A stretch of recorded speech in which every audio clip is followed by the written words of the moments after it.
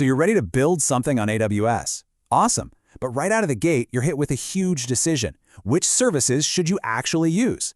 It can feel a little overwhelming, honestly. Choosing the right services is probably one of the most critical decisions you'll make because it can literally make or break your application's success in the cloud. Okay, let's dive in and build a clear strategy for this. We're going to tackle this in 5 key steps. First, we'll talk about the hidden costs that tend to catch people by surprise. Then, we'll get into your core needs to understand the real trade-offs you're making.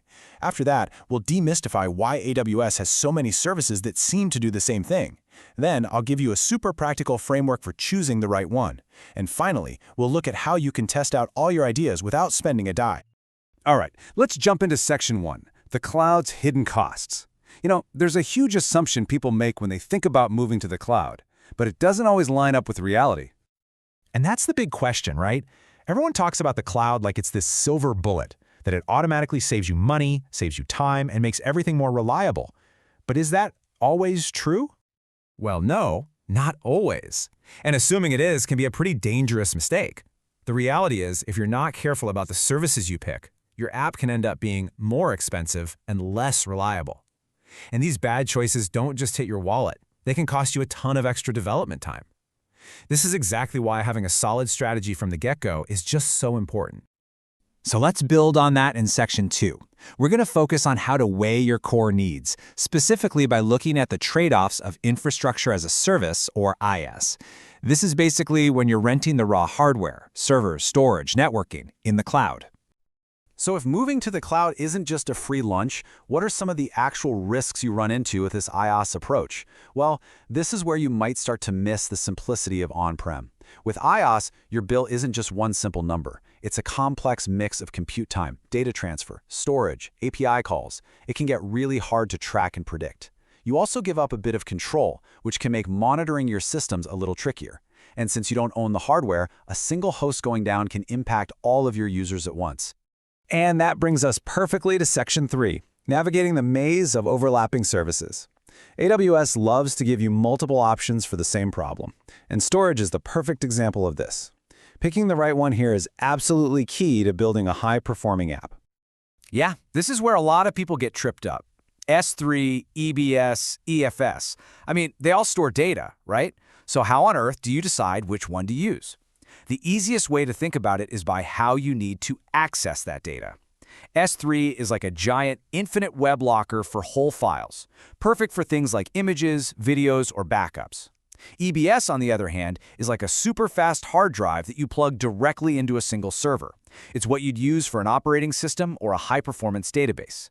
And EFS, think of it like a shared network drive that multiple servers can all read from and write to at the exact same time. Okay, so knowing the difference is one thing, but actually applying that knowledge is another. So for section 4, let's lay out a really concrete process for making these decisions.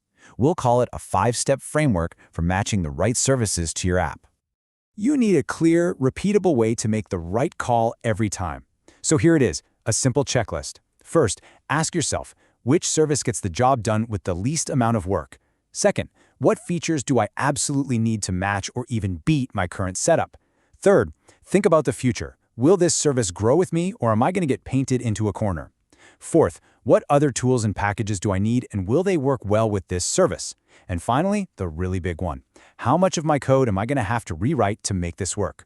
Seriously, walking through these 5 questions will give you a solid process for every single decision.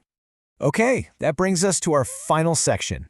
Now we have a framework, but how do we actually test our ideas without getting a massive bill at the end of the month?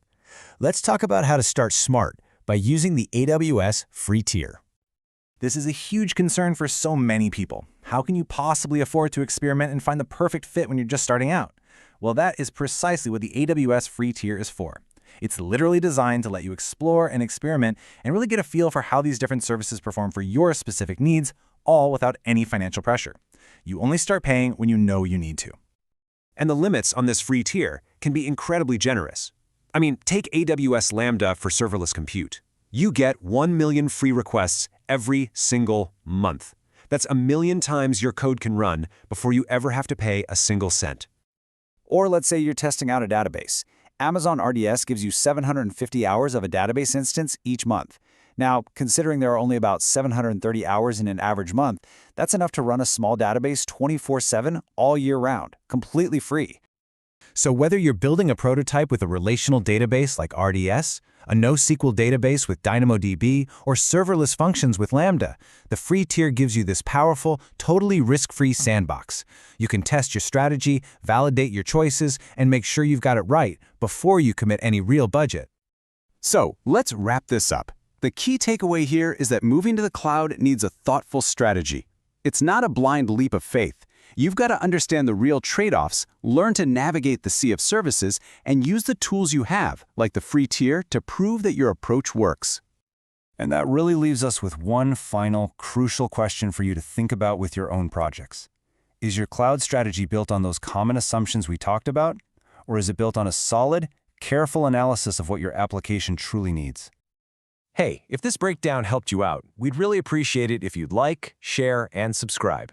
We'll be doing more deep dives into complex topics just like this one. Thanks for watching.